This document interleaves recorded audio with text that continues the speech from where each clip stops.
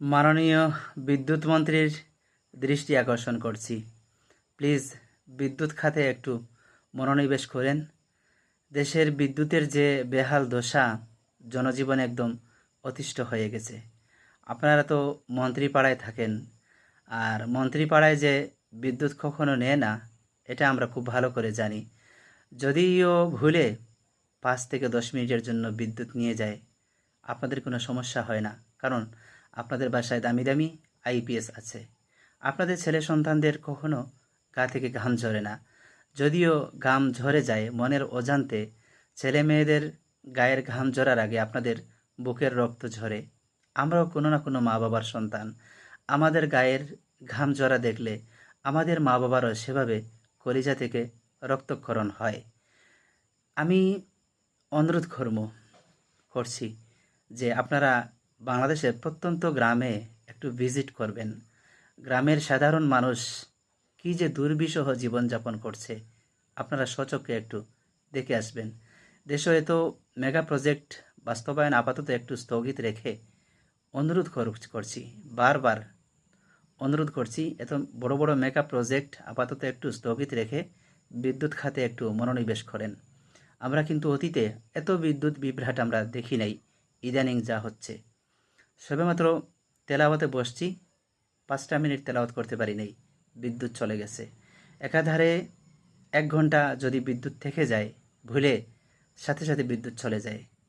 দিন রাত 24 ঘন্টার মধ্যে আমার মনে হয় এই 10 ঘন্টাও বিদ্যুৎ থাকে না। কোথায় সমস্যা? যদি বাংলাদেশে বিদ্যুৎ সমস্যা হয়ে থাকে, আমি জানি বাংলাদেশে অনেক অনেক বিদ্যুতের ঘাটতি আছে।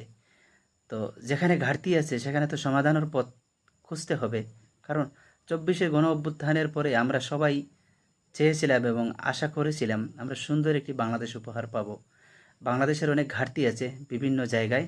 সেই ঘাটতিগুলো বিশেষত যে পয়েন্টটি সবচেয়ে বেশি গুরুত্বপূর্ণ, সেটি আগে নির্ধারণ করে সমাধান করুন প্লিজ। বাংলাদেশের সাধারণ মানুষের কথা একটু ভাবুন। আমাদের তো মরার উপর খাড়ার ঘা। যখন বিদ্যুতের বিল আসে, বিশ্বাস করেন আমরা যারা নিম্ন আয়ের মানুষ, আমাদের হার্ট কাঁপে যে কীভাবে আমরা বিদ্যুৎ বিল পরিশোধ করব। আমরা না হয় একবেলা না খেয়ে, আমরা ভালো কোনো জিনিস ব্যবহার না করে আমরা বিদ্যুৎ বিল পরিশোধ করব। তারপরও প্লিজ বিদ্যুতের দিকে একটু মনোনিবেশ করুন। গ্রামের সাধারণ মানুষের দুঃখ কষ্টগুলো একটু জানার চেষ্টা করুন। আল্লাহ আপনাদেরকে ক্ষমতা দিয়েছে, সেই ক্ষমতার সম্মান ধরে রাখুন।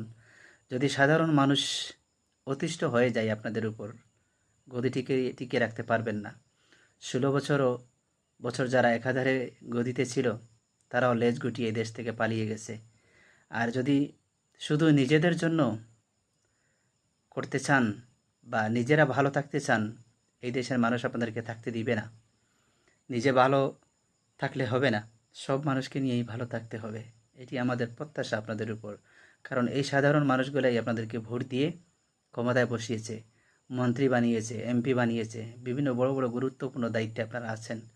দয়া করে বিদ্যুৎ খাতে একটু মনোনিবেশ করুন। আবারও বলছি, বড় বড় মেগা প্রজেক্ট যেগুলো বাস্তবায়নের উদ্যোগ নিয়েছেন বা পরিকল্পনা করছেন বাস্তবায়ন করবেন, সেগুলো আপাতত একটু বিরত রেখে, স্থগিত রেখে বিদ্যুৎ খাতে একটু ইনভেস্ট করুন। বিদ্যুৎ খাতটাকে কিভাবে ভালো করা যায়, আরও উন্নত করা যায়, সেদিকে একটু লক্ষ্য রাখুন। গ্রামগঞ্জের প্রত্যন্ত এলাকার মানুষ কী যে দুর্বিষহ জীবনযাপন করছে, আপনার কল্পনাও করতে পারবেন না। বিশেষত ছোট্ট বাচ্চা যারা লেখাপড়া করছে, তাদের লেখাপড়ায় মারাত্মক ব্যাঘাত করছে। আপনাদের বাচ্চাদের লেখাপড়ায় কোনো ব্যাঘাত করছে না, কারণ বিদ্যুৎ দিয়ে যায় বা বিদ্যুৎ সমস্যা বলে যে কোনো একটা শব্দ আছে, সেটি তাদের ডিকশনারিতে নাই। তাদের ডিকশনারিতে এটাই আছে যে সবসময় আমরা আলিশান জীবনযাপন করছি, তারা এভাবেই অভ্যস্ত।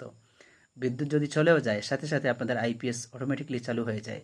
আমাদের বিদ্যুতের বিকল্প কোনো অপশন আমাদের নাই।